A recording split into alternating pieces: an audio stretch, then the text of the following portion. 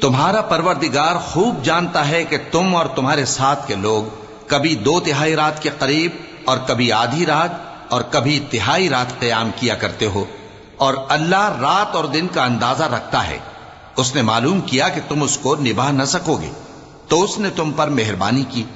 پس جتنا آسانی سے ہو سکے اتنا قرآن پڑھ لیا کرو۔ اس نے جانا کہ تم میں بعض بیمار بھی ہوں گے اور بعض اللہ کے فضل یعنی معاش کی تلاش میں ملک میں سفر کریں گے اور بعض اللہ کی راہ میں لڑیں گے،